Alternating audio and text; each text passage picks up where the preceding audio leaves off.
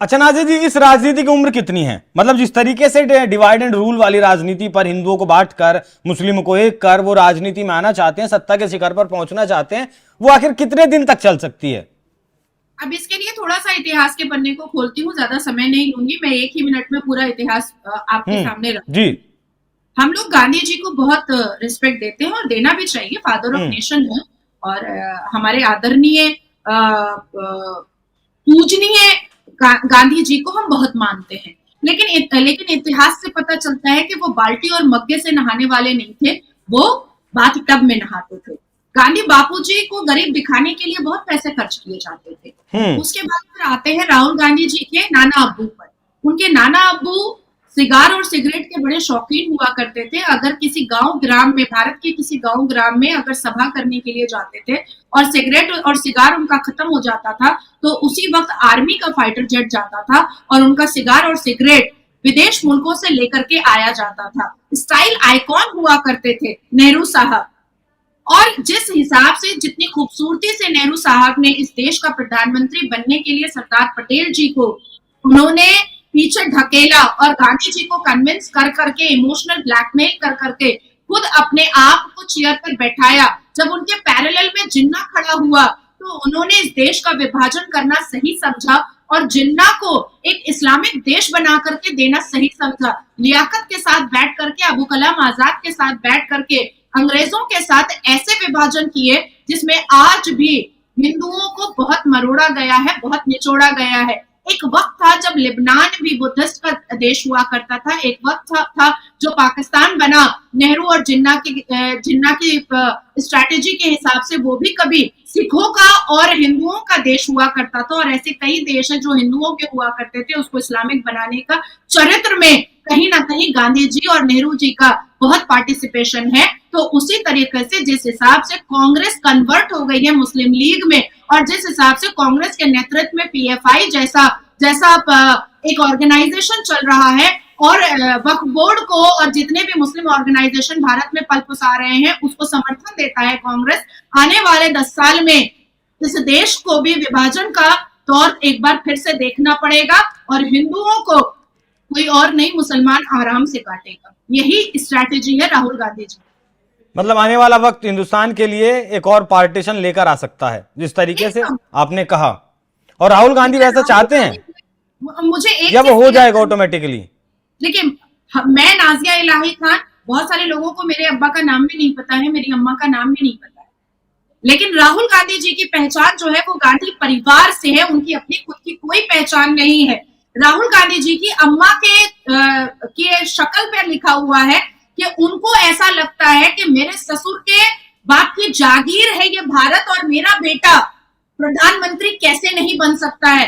तो इस देश का विभाजन करने के बाद फिर से एक बार नेहरू 2.0 बनाया जाएगा, एक बार फिर से राहुल गांधी को वहां पर प्रधानमंत्री बनाने का घोषणा किया जाएगा देश का विभाजन करके। और यही वजह है कि बार बार राहुल गांधी जी पार्लियामेंट लोकतंत्र के मंदिर में पटल पर वो बार बार हिंदुओं को नफरती और बार बार हिंदुओं को मलाइन करते हैं और ऐसा भड़काऊ भाषण देते हैं जिसमें मुसलमान और हिंदू आपस में लड़ खड़े हो और एक विभाजन फिर से हो जाए जो नेहरू ने किया था चेयर पर बैठने के लिए प्रधानमंत्री। लेकिन नाज़िया जी, वो दौर अलग था, ये दौर अलग है। राहुल गांधी की राजनीति को लोग समझते हैं।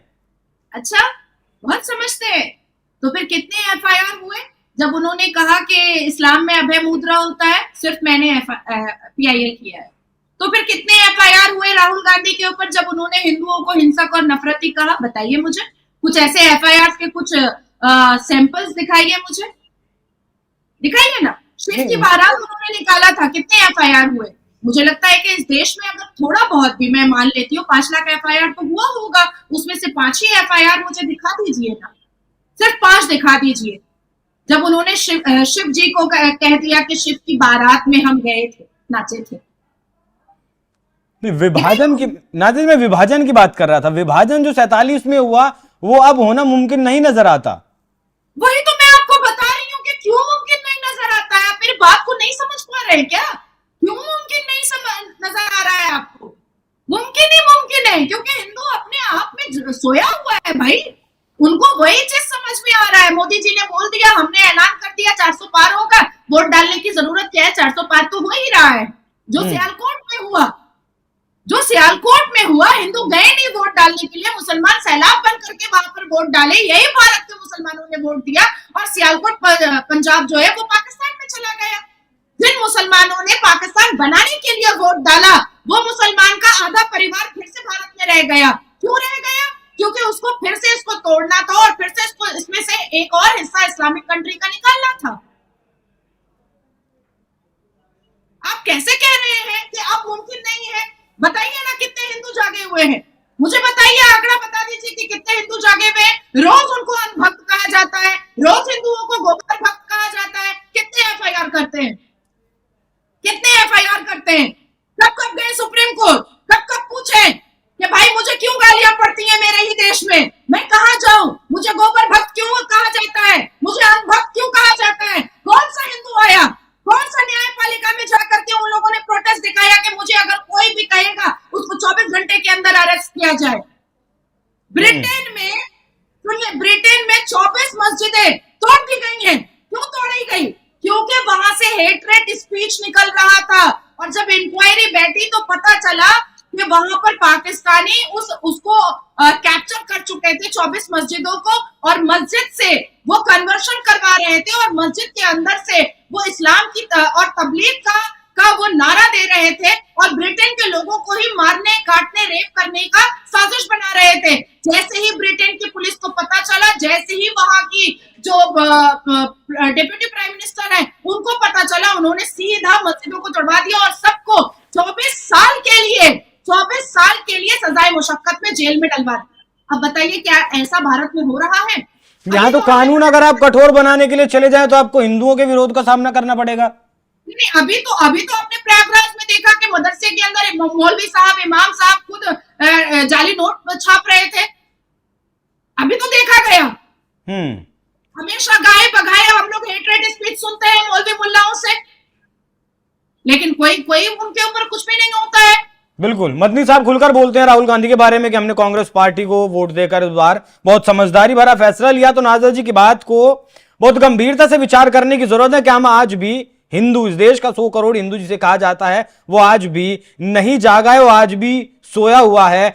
ये सवाल खुद से करने की जरूरत है और जवाब भी खुद ही को देने की जरूरत है। नाज़िया जी, आप इस चर्चा में हमारे साथ जुड़िए, आपका बहुत बहुत धन्यवाद। बाकी दर्शकों, चर्चा आपको कैसी लगी कमेंट कर जरूर बताइएगा। नमस्कार।